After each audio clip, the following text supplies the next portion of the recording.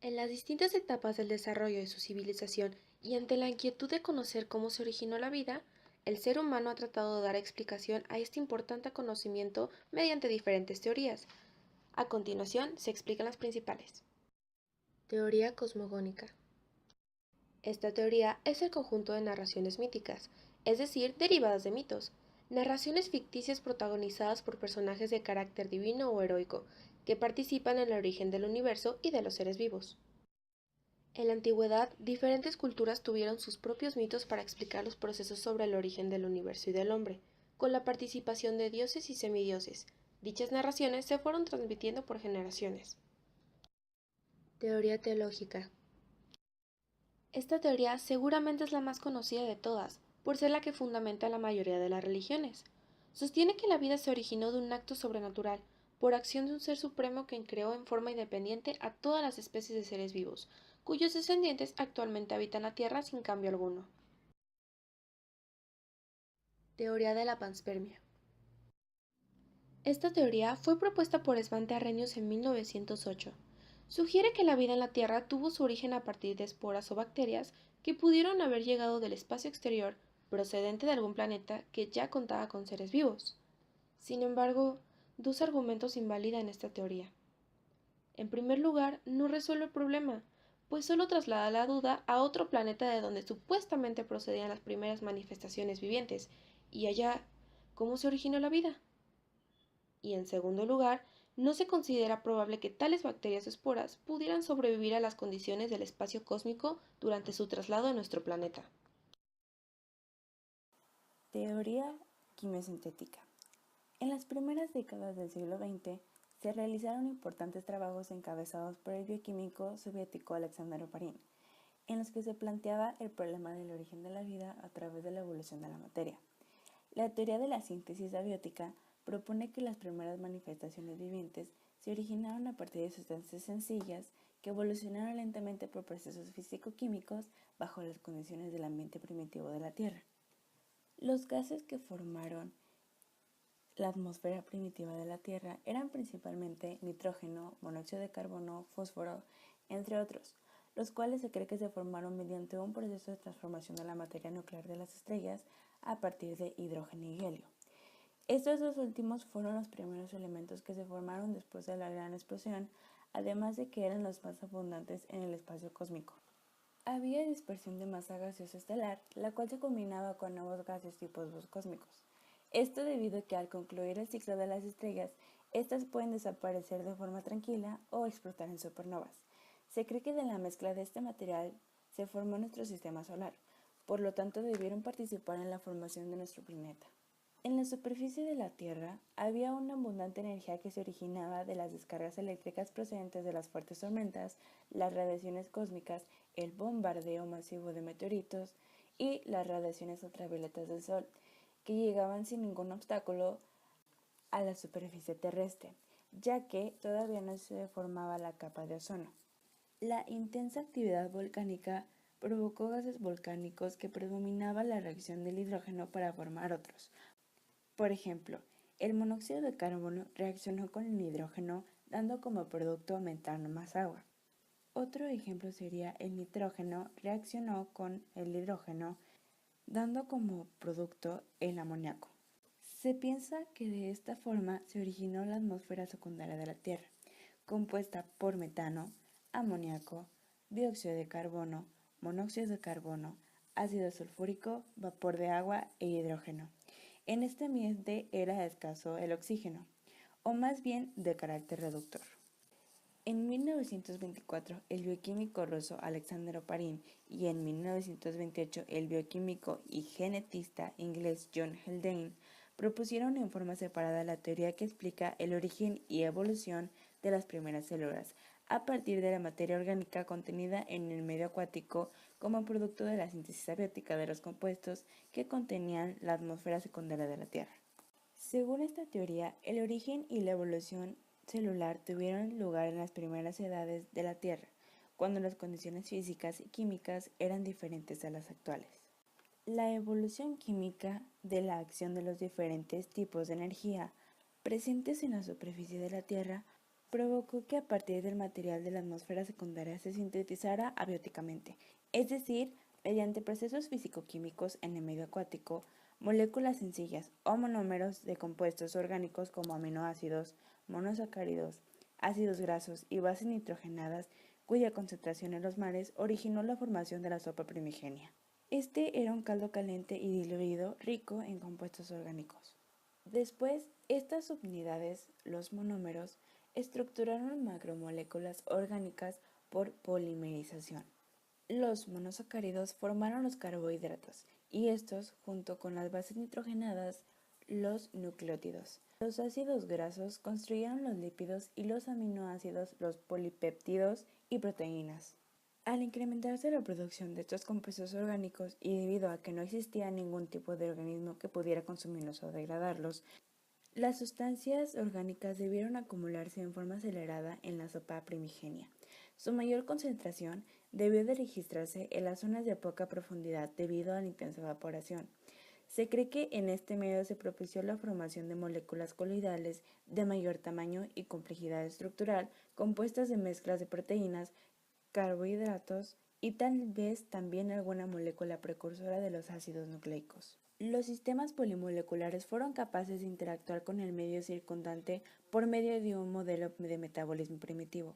Este se manifestaba al absorber los nutrientes y desarrollar su capacidad de crecer y dividirse, convirtiéndose en los protobientes que Oparin designó con el nombre de coacervados. Los coacervados representan la transición entre los compuestos orgánicos y las primeras formas vivientes.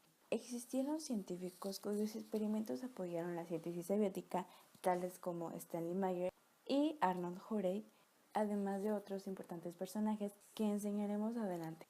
En 1953, Stanley Mayer, trabajando bajo la dirección de Arnold C.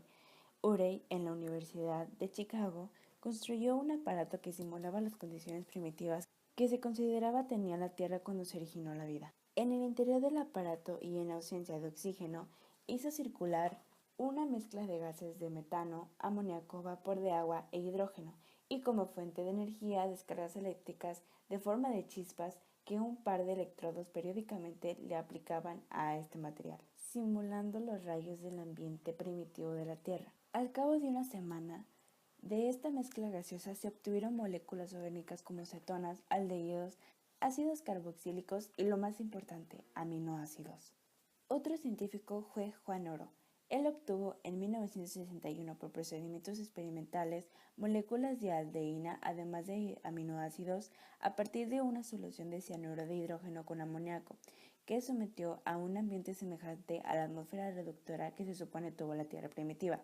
Sidney Fox obtuvo por síntesis abiótica en el laboratorio de la Universidad del Estado de Florida unas pequeñas gotas del tamaño de una célula bacteriana que él llamó microesférulas. Las microesférulas poseen propiedades osmóticas, pues se ha demostrado que disponen de una membrana semi-impermeable, tienen la capacidad de dividirse y de la combinación de dos microesférulas se obtiene otra con características diferentes. Alfonso Herrera, considerado el fundador de la biología en México, fue un investigador mexicano que de 1897 a 1942 realizó importantes experimentos sobre los procesos que pudieron haber dado origen a los precursores de las primeras células. Para ello empleó sustancias acuosas de sulfocianuro de amonio y formaldehído, de los que obtuvo la formación de microestructuras coloidales a los que llamó sulfobios.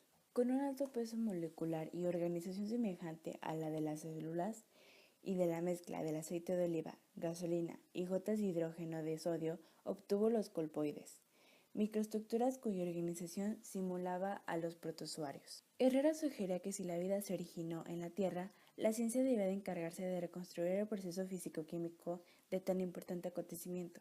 Para ello, propuso la creación de la ciencia que él llamó plasmogenia. Teoría de la endosimbiosis. La teoría endosimbiótica de Lynn Margulis, también llamada teoría de la endosimbiosis seriada, está considerada como su aportación más importante. Para formularla, Margulis se basó en los trabajos olvidados de científicos de finales del siglo XIX y principios del XX, que relacionaban la capacidad fotosintética de los vegetales con las cianobacterias y que proponían el origen simbiótico de los cloroplastos y de los eucariontes. Fue publicada en 1967 en la revista Journal of the Theoretical Biology. En ella, Margulis defiende que algunos orgánulos de las células eucariotas proceden de células procariotas primitivas, que habrían estado en endosimbiosis con las primeras. Llegó a esta conclusión comparando las bacterias, mitocondrias y cloroplastos y observando algunas semejanzas en ellas. Margulis describe en 3 incorporaciones su teoría de la endosimbiosis serial. La primera simbiosis se produjo al fusionarse una bacteria nadadora del tipo espiroqueta con otra que utilizaba el azufre y el calor como fuente de energía. Así se originaría un organismo con las características de ambas, que sería el primer eucarionte, con membrana nuclear y que se convertiría en el ancestro de todos los organismos pluricelulares. La segunda simbiosis se realizó entre este eucarionte anaerobio y una bacteria aerobia, capaz de realizar la respiración celular, mucho más eficiente que la fermentación. De esta forma, la célula eucariota adquiriría la capacidad de obtener más energía a partir de materia orgánica. Así surgieron las células eucariotas con mitocondrias que posteriormente darían lugar a los hongos y a los animales.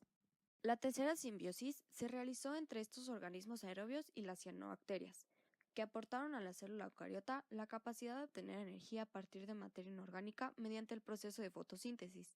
Así surgieron las células eucariotas con cloroplastos y mitocondrias, que darían lugar a los vegetales. La teoría de la endosimbiosis serial de Margulis se ha visto reforzada con aportaciones más recientes como las de Christian de Dieu. Estudios bioquímicos han aportado pruebas a esta teoría al encontrar gran semejanza en la estructura molecular de las membranas de las mitocondrias y la de algunas bacterias, así como a la membrana de los cloroplastos y las cianobacterias. Asimismo, se ha demostrado que algunas funciones metabólicas de las mitocondrias y los cloroplastos también las realizan algunas procariotas. En la década de 1960, se descubrió el genoma de los cloroplastos y las mitocondrias, cuyo ADN es muy parecido al de las procariotas. Teorías preevolucionistas. El fijismo. La teoría fijista sostiene que el mundo es estático, que las plantas y animales son inmutables, es decir, que jamás han cambiado. También se le relaciona con una concepción creacionista, la cual sostiene que el mundo y los seres vivos fueron creados por un ser divino hace unos cuantos miles de años y que no han presentado cambios importantes. Linneo, Buffon y Cuvier fueron defensores del fijismo. Carolus Linnaeus o Carlos Linneo, de 1707 a 1778, fue un investigador sueco considerado el padre de la taxonomía. Su aportación a la biología fue la división de los seres vivos en géneros y especies. Georges Louis Leclerc, conde de Buffon, de 1707 a 1788, era un sabio francés del siglo XVIII. Fue partidario del origen por generación espontánea de ciertos animales como las tenias, ascáridas y varios insectos. Decía que la tierra y el clima habían presentado profundos cambios a través de largos periodos, y también le atribuyó a la tierra una edad mayor que la que calculaban los creyentes de su época. Georges Cuvier, de 1769 a 1832, era un científico francés de finales del siglo XVIII y a principios del siglo XIX. A él se le debe el principio de la correlación o conexión que señala que los órganos que forman al ser vivo no funcionan aisladamente, sino como integrantes de una unidad. Charles Lyell, de 1797 a 1875, fue un geólogo inglés contemporáneo de Cuvier. Desarrolló junto con James Hutton y John Playfair la teoría del actualismo o uniformismo, donde explica que las fuerzas geológicas que actuaron en épocas pasadas eran similares a las actuales. O sea que los cambios que ha presentado la Tierra tuvieron su origen en la acción de diversos agentes como el agua, el viento, los volcanes, entre otros, semejantes a los que influyen actualmente sobre los estragos geológicos. El transformismo. El transformismo postula que los seres vivos actuales proceden de las primeras formas vivientes que se originaron en la Tierra y que han presentado unas... Al transformismo generalmente se le asocia con la concepción mecanicista, que afirma que la vida es producto de un fenómeno de la materia que se originó por un proceso mecánico como consecuencia de reacciones físico-químicas. Jean-Baptiste Lamarck, de 1755 a 1829, fue propiamente el fundador del transformismo. Sus ideas transformistas quedaron plasmadas en su más importante obra, La filosofía zoológica, publicada en 1809. Fue conocido solamente como Lamarck, nacido en un poblado del norte de Francia. Lamarck rechazó la idea de inmutabilidad de los organismos al afirmar que los seres vivos han sido producidos por la naturaleza, en forma gradual y sucesiva. Afirmaba que los órganos que más se emplean se desarrollan más, y los que no se usan se atrofian y desaparecen. Así, el rasgo de órganos desarrollados por su uso o desaparecidos por no usarse se transmite a través de la reproducción a los descendientes. A este principio se le conoció como herencia de caracteres adquiridos.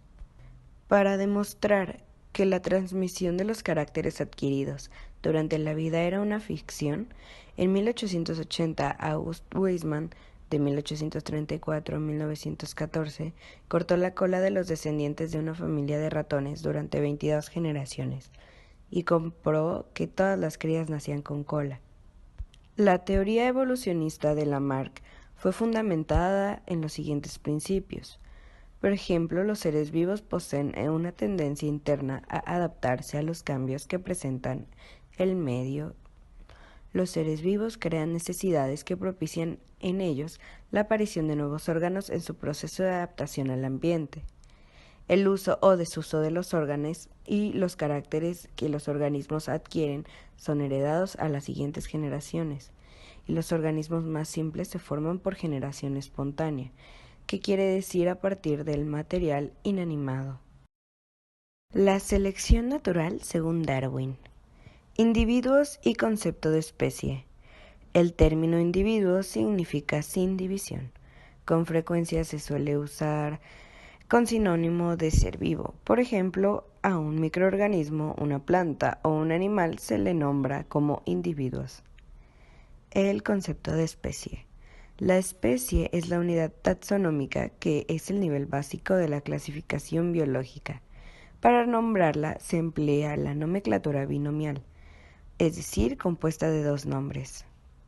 La especie biológica se define como grupo o población natural de individuos que se pueden entrecruzar espontáneamente y producir descendientes fértiles aislados reproductivamente de otros grupos. Charles Robert Darwin, de 1809 a 1882, fue el científico que aportó la teoría más importante sobre la evolución en el siglo XIX. Con ella sentó las bases de la biología evolutiva moderna. En 1831 formó parte como naturalista de la expedición científica del barco de marina inglesa HMS Beagle de la Patagonia, Tierra de Fuego y las islas del Pacífico, viaje que duró 5 años y que fue de primordial importancia para la elaboración de su teoría. Probablemente los trabajos más divulgados sobre el viaje de Darwin fueron los realizados en el archipiélago de las Galápagos, localizado a 800 kilómetros del Ecuador, donde habitan unas enormes tortugas que dieron el nombre al archipiélago, además de grandes iguanas y unas pequeñas aves llamadas pinzones, que a pesar de ser parecidas en cada una de las 10 islas que forman el archipiélago, presentaban diferencias de forma y grosor del pico, dependiendo de su tipo de alimento. Así, las que partían semillas tenían un pico más grueso y fuerte, en cambio las que atrapaban insectos sus picos eran más pequeños. Darwin quedó plenamente convencido de que las especies de organismos no son inmutables, que presentan cambios graduales y se diversifican a través de millones de años a partir de ancestros comunes. Sin embargo, sentía que esta idea le hacía falta algo que diera la clave para fundamentarla y así darle coherencia. En el regreso a Inglaterra el 2 de octubre de 1836, Darwin se dedicó a preparar el diario de viaje para su publicación y a ordenar el material colectado. El diario se publicó en 1839 con el título Journal of the Voyage of the Beagle, Diario del viaje del Beagle. En este diario se había anotado con mucho cuidado las observaciones del viaje, pues con la colección de fósiles, rocas, plantas y animales disecados. A mediados de 1858, Darwin recibió un manuscrito de Alfred Russel Wallace, de 1823 a 1913, quien fue un naturalista inglés más joven que Darwin, quien, pues en unas páginas, llegaba a las mismas conclusiones que Darwin. Junto con el manuscrito había una carta en la que solicitaba que Darwin revisara el trabajo y si lo consideraba de valor, lo hiciera llegar al geólogo inglés Charles Lyell, quien de 1797 a 1875, y a la Sociedad Linneana de Londres, para pues que se pudiera publicar. Así, en julio de 1858, fueron presentados ante la Sociedad Linneana de Londres el artículo de Wallace y el resumen de las ideas de Darwin, que ya había sido publicado anteriormente. El resumen que Darwin presentó le sirvió de base para estructurar el libro On the Origin of Species by Means of Natural Selections or the Preservation of Favored Races in the Struggle for Life, o el origen de las especies por medio de la selección o la conservación de razas favorecidas en la lucha por la existencia, que se publicó un año después en una edición de 1250 ejemplares, de los cuales se agotaron el mismo día de su aparición. En esta obra, conocida hoy simplemente como El origen de las especies, es, sin lugar a dudas, la más revolucionaria aportación de los conocimientos biológicos del siglo XIX. Con ella nacieron los nuevos conceptos sobre esta ciencia, muy a pesar de las distintas fuerzas que sistemáticamente se han opuesto a los avances del conocimiento científico en general y de esta disciplina en particular.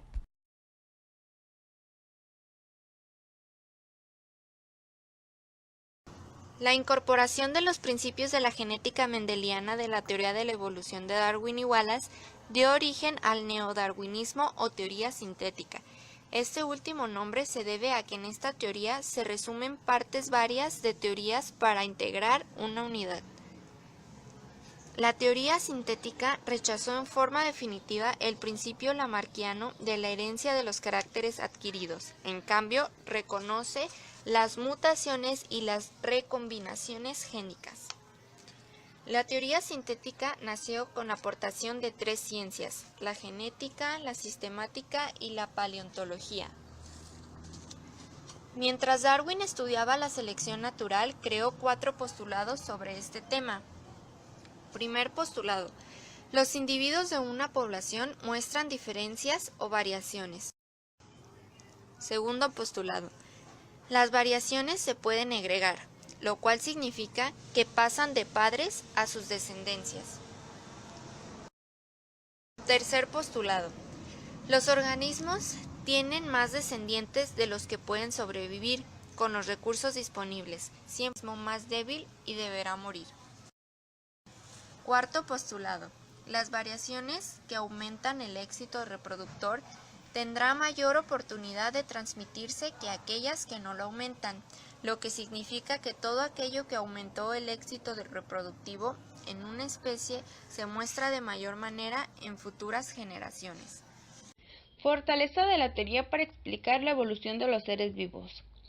Se conoce como acervo génico, caudal genético o poza génica al conjunto de genes presentes en una población en un momento dado. Del acervo génico obtienen sus genes la siguiente generación. La evolución es consecuencia de cambios que se presentan en la composición génica de varias generaciones de la población. Cuando los alelos determinan caracteres que propician una mejor adaptación de los individuos al medio, estos se desarrollan con mayor éxito, prolongan el tiempo de su existencia y dejan mayor número de descendientes, en tanto que los que no se expresaron disminuyen su frecuencia. Estos alelos recesivos se almacenan en el acervo génico, pero ante un cambio ambiental pudieran ser favorecidos y determinar nuevos fenotipos de mejor adaptación a ese ambiente. La evolución que se presenta en una población se llama microevolución. Los individuos de una población pueden ser poseedores de una u otra forma variante de los genes en sus cromosomas, que es lo que se llama alelo. Ayala Oparín nos dice: puesto que los alelos de un mismo gen son portadores de información alternativa y cada cromosoma solo contiene uno de ellos, cualquier aumento del número de individuos portadores de un alelo de un gen concreto implica necesariamente la reducción de la frecuencia de los restantes alelos. Así cabe decir que los alelos compiten entre sí por la supremacía en el acervo génico de una población, al conferir efectos adaptativos a sus portadores. ¿Y qué pasa con los alelos que no son favorecidos por la selección natural? Se cree que los alelos no favorecidos, que se producen continuamente, son almacenados en el acervo génico de la población como genotipos preadaptados. Evidencias de la teoría. Se ha considerado que las causas de la variabilidad en las poblaciones son las siguientes: fuentes de la variabilidad, mutaciones, recombinaciones genéticas, así como factores de cambio en las poblaciones, selección natural, deriva genética, flujo genético, que a continuación se explican. Variaciones por acción de las mutaciones. Las mutaciones son cambios que se presentan en el ADN de los genes y son heredables. Las mutaciones por sí solas pueden generar nuevos alelos. Algunas mutaciones pueden conducir a alteraciones en los caracteres físicos, fisiológicos o de conducta del organismo. Cuando estas son de acción severa que provocan la muerte, se les llama mutaciones letales. Otras llamadas mutaciones neutras generan variaciones genéticas en la población que no producen ventajas ni desventajas. En cambio, hay pequeñas mutaciones benéficas que favorecen a la adaptación de los organismos al medio. Las mutaciones ocurren en forma impredecible y espontánea. No se conocen los procesos fisioquímicos que las producen. No se puede saber cuándo la secuencia nucleotídica del ADN de un gen presentará cambios al replicarse. No aparecen como una respuesta adaptativa entre la influencia del medio, sino que su cualidad adaptativa solo se manifiesta una vez que se presentan. Variaciones por acción de las recombinaciones genéticas.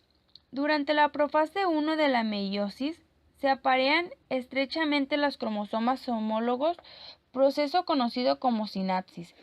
En este apareamiento, los cromatídas homólogas pueden intercambiar material genético. Se llama entrecruzamiento, lo que propicia el intercambio de fragmentos. La importancia de las recombinaciones genéticas radica en que a través de ellas se reordenan y se redistribuyen en los gametos las formas alélicas no manifestadas. Selección natural. Después de la variabilidad, el segundo componente de la teoría evolutiva de Darwin es la selección natural, cuyo fundamento es que los organismos sanos y vigorosos prolongan más su existencia y dejan mayor cantidad de descendientes que los débiles y enfermos. Darwin interpretaba la evolución como una permanente lucha por la sobrevivencia. La selección natural no genera los cambios genéticos, sino que actúa sobre ellos cuando ya están presentes. Variaciones por deriva genética. La deriva genética es el aumento o la disminución de un rasgo a través de las generaciones en una población, debido a las combinaciones aleatorias de un gen. En las poblaciones grandes, el número de parejas reproductoras equilibra las alteraciones de dichas combinaciones genéticas al azar, y por ello su efecto es poco o nulo. De este modo, la mayor proporción de variaciones por las combinaciones al azar de las frecuencias genéticas se aprecia más entre los miembros de pequeñas poblaciones que se entrecruzan.